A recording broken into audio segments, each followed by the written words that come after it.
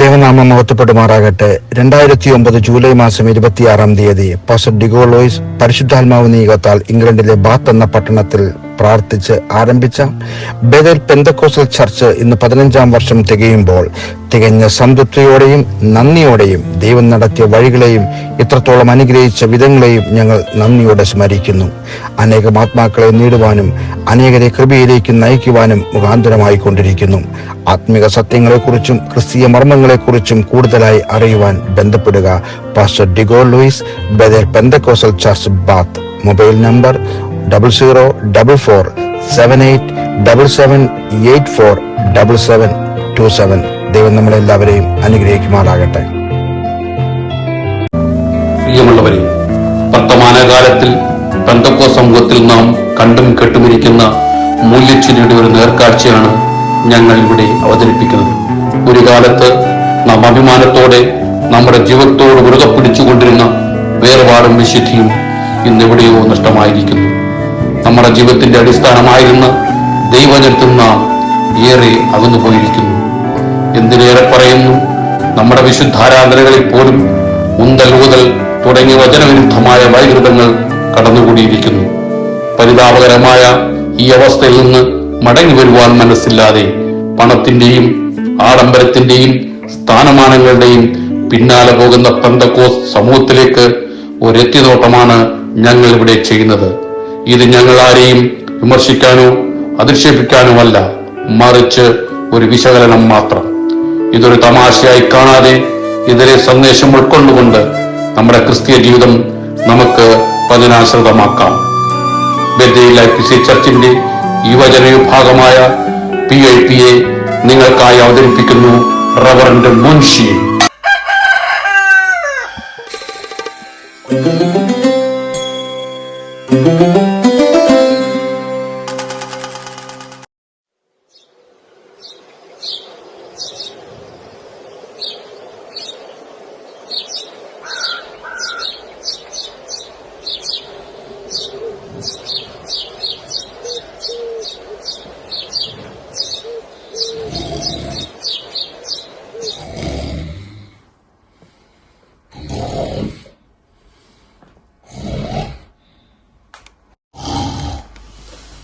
Hello bro കുട്ടിയെ ഒന്ന് എണ്ണിക്ക്. ഇത് എന്തൊരു ഉറക്കമായത്, എന്തൊരു കൂർക്കം വലിയ. നിങ്ങളുടെ കൂർക്കം വലി കേട്ടാലേ പാണ്ടിലോറി കയറ്റം കയറുന്ന പോലുണ്ട്. എന്തൊരു തണുപ്പാ. ഒരു ചൂട് ചായ കിട്ടിയിരുന്ന കൊള്ളായിരുന്നു. ആ പിന്നെ ചായ എന്നാ കുടി. ഓ, ചായ റെഡിയാണോ?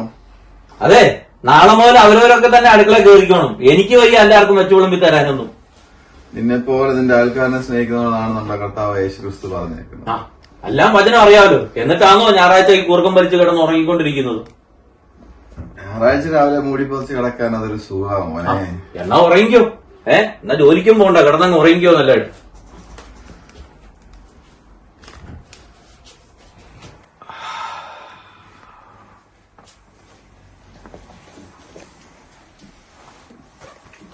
ആഹാ, കൊള്ളാമല്ലോ. കുറെ കൂടി ഉറക്കം, കുറെ കൂടി നിദ്ര, കുറെ കൂടി കൈകെട്ടിക്കിടക്ക. ഇങ്ങനെ നിന്റെ ദാരിദ്ര്യം വഴിപോക്കനെ പോലെയും നിന്റെ ബുദ്ധിമുട്ട് ആയുധപാണിയെ പോലെ വരും എന്നാണ് ദൈവവചനത്തിൽ പറയുന്നത്, അല്ലേ ബ്രോ? എന്റെ ഒരു പൗണ്ട് കാണുന്നില്ലല്ലോ, ഇവിടെ എവിടെയോ വെച്ചതാണല്ലോ. സ്വത്രാഴ്ച ഇടാനുള്ളതായിരുന്നു. എന്റെ ബ്രോ ഒന്ന് എഴുതേക്ക്.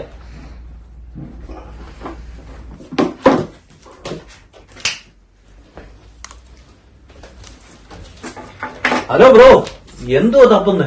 എന്റെ ഒരു പൗണ്ട് കാണുന്നില്ല, ഞാൻ സ്വത്രാഴ്ച ഇടാൻ വെച്ചതായിരുന്നു. അതാണോ? അത് കഴിഞ്ഞ ആഴ്ച ഞാനങ്ങ് ഇട്ടു.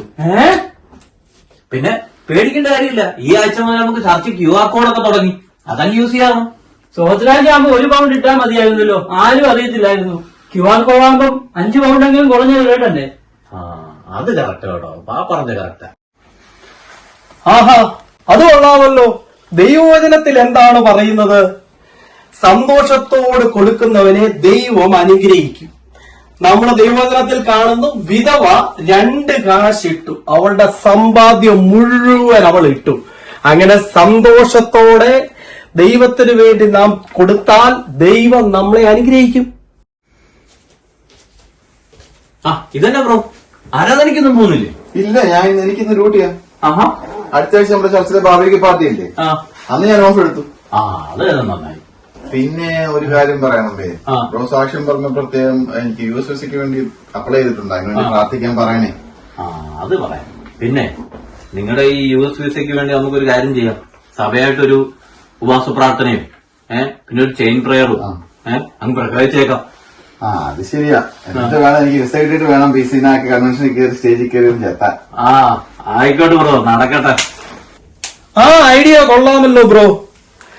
ഉന്തി വീഴ്ത്തലും തള്ളിയിടലും വിശുദ്ധ കൊരയും വിശുദ്ധ ചിരിയും ഒക്കെ കാണണമെങ്കിൽ US വിസ എടുത്തു പോകേണ്ട ഒരു കാര്യവുമില്ല. അതിന് നമ്മുടെ കേരളത്തിലെ ന്യൂജൻ ചർച്ചിലോട്ട് പോയാൽ മതി. അവിടെ ചെന്ന് കഴിഞ്ഞാൽ ധാരാളമുണ്ട്, എല്ലാ വെറൈറ്റിയും ഉണ്ട്. ഇതെന്നാ നേരത്തെ എത്തിയോ? ഡ്യൂട്ടി ഒക്കെ കഴിഞ്ഞു?